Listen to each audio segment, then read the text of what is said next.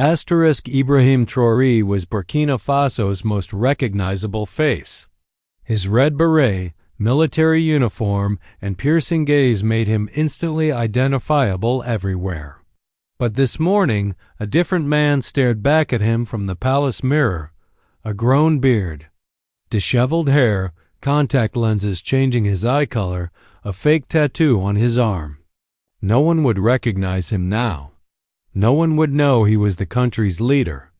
Only 3 people knew about his transformation, because for the next 6 days he would become someone else entirely to see firsthand what life was truly like for his people. Are you absolutely certain about this, Mr. President?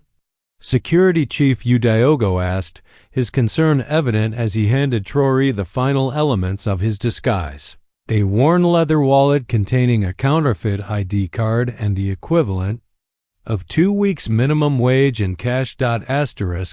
More certain than ever, Traoré replied, studying his transformed reflection. Gone was the military bearing, the confident posture, the symbols of authority. In their place stood Amidou Sawadogo, a 34-year-old unemployed construction worker from a northern province, recently arrived in the capital seeking work. The northern insurgency has claimed over 200 lives in 3 months, Traoré continued. Yet our intelligence reports are contradictory. The military claims it's foreign-backed terrorists. Local leaders blame ethnic tensions. Opposition politicians say it's a response to government neglect. He turned to face Sawadogo. I need to know the truth, not filtered through advisors or reports. The real situation on the ground. Colonel Mensa, head of presidential security, and the third person aware of the operation, checked his watch. The vehicle is ready, sir. Remember, for the next 6 days you will have no special protection. If you're recognized or get into trouble. I know, Traoré interrupted. No extraction. No privileged treatment. I'll be just another citizen of Burkina Faso. He smiled grimly. That's precisely the point. Your cover story is solid, Sawadogo said, reviewing the details one last time. You're from Tetel, displaced by the insurgency. Your documents show you worked construction in Ouiguiya for 8 years. You have a cousin in the Ouagadougou suburbs who's letting you stay while you look for work. The cousin doesn't exist, of course, added Mensa. But the address is an apartment we've secured in Zone 16, one of the poorest districts. Basic accommodations, shared bathroom facilities, intermittent electricity. Typical for the area. Traoré nodded. Zone 16 was notorious for its poverty, crime, and lack of government services, exactly the kind of place official presidential visits never reached. The kind of place where discontent festered and insurgent sympathizers were potentially recruited. The emergency protocol? He asked. Only as an absolute last resort, Sawadogo replied, handing him a simple feature phone. One message to this number will bring immediate extraction, but using it ends the mission. I understand. Traoré took a final look at himself in the mirror. At 36, he was young for a head of state, but the added beard and subtle makeup aged him slightly. His normally military straight posture now held a slight stoop, as if weighted down by life's hardships. Even his voice had changed, adopting the regional accent of the northern provinces. 6 days, he said to his reflection. Let's see what my government looks like from the bottom. The transition from presidential palace to Zone 16 was jarring, even though Traoré had intellectually prepared for it. The presidential motorcade had discreetly dropped him several kilometers from his destination, where he caught a crowded public bus like any other commuter. The bus was overflowing, forcing passengers to stand pressed against each other. The heat was stifling. the air thick with humidity and the smell of too many bodies in too small a space, a far cry from the air-conditioned vehicles that normally transported him around the capital. They raised the fare again, complained an elderly woman beside him. Third time this year. How are we supposed to live? Several passengers murmured in agreement. Traoré remained silent, observing. As president, he had approved transportation subsidies just 6 months ago, specifically to keep public transit affordable. Where had that money gone? When he finally reached zone 16, the reality of daily life in Burkina Faso's capital hit him with full force. Open sewers lined unpaved streets. Children played amid piles of uncollected garbage. The electricity flickered constantly before failing completely, plunging entire blocks into darkness as night fell. His apartment was a single room in a crumbling concrete building. A thin mattress on the floor, a plastic chair, a wobbly table, and a single light bulb dangling from a frayed wire constituted the entirety of its furnishings. The communal bathroom at the end of the hall served 20 residents and hadn't been properly cleaned in what appeared to be years. New here? Asked a voice as Tro examined the room. A man in his 40s leaned against the doorframe, observing him with mild curiosity. I'm Konate. Next door. Amidou, Tro replied automatically, extending his hand before remembering his cover. He quickly made the gesture more casual, less formal than his usual presidential handshake. Just arrived from the north. Fleeing the fighting? Konate asked. Tro nodded.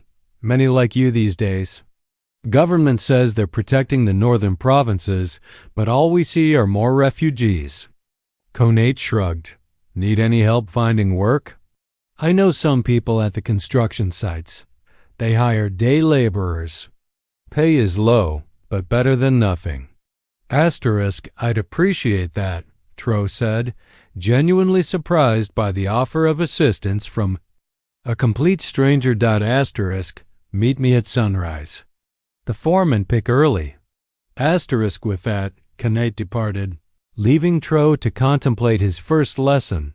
Despite the harsh conditions, community solidarity persisted, something official reports never captured.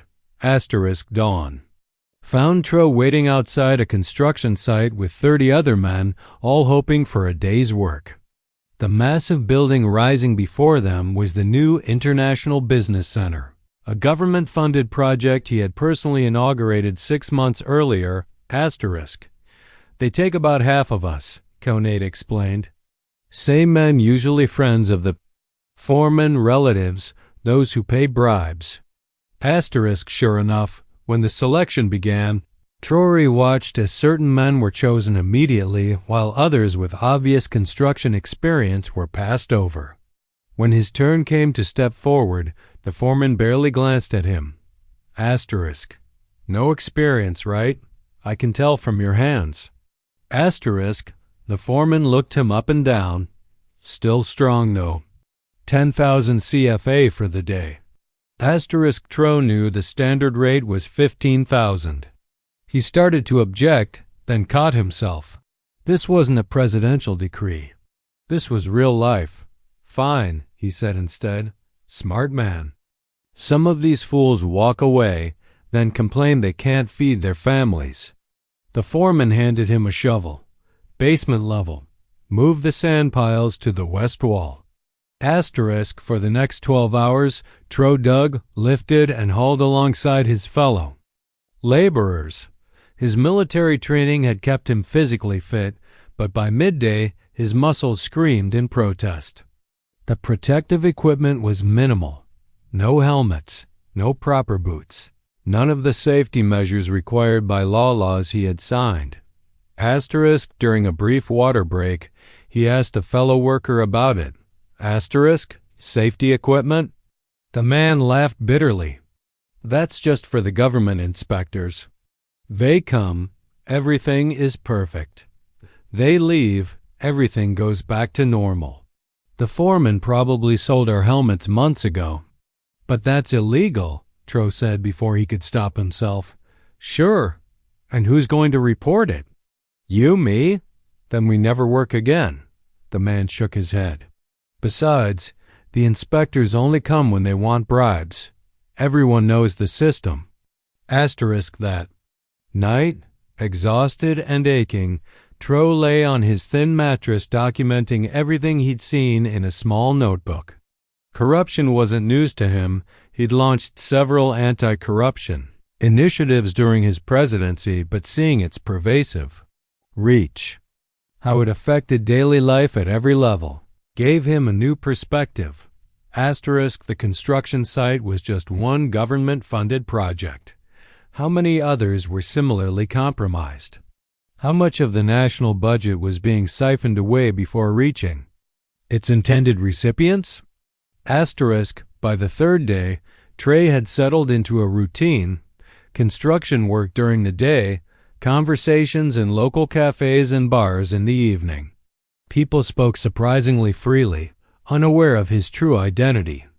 Their candid opinions about his government, both positive and negative, were eye-opening. Asterisk, Trey talks big about fighting corruption, but nothing changes for us, said one man over cheap beer. The police still demand bribes. The clinic still has no medicine unless you pay extra. The school still has no books. Asterisk, at least he's trying, argued another. Remember before? At least now some of the roads are fixed. My sister says her village got a new well last year. Asterisk, only because her village chief is from the same region as a minister, countered a third. It's still about who you know, not what you need. Asterisk, Tro absorbed it all, neither defending his administration nor criticizing it. The unfiltered perspectives were precisely what he had come for. Asterisk, on the fourth day, events took an unexpected turn. A labor dispute erupted at the construction site when workers discovered their wages had been arbitrarily cut by 20%. The foreman claimed budget constraints from higher up, but rumors spread that the project manager had simply decided to increase profits. Asterisk, workers gathered angry but uncertain what to do. Some advocated walking off the job. Others, desperate for any income, argued for accepting the cut.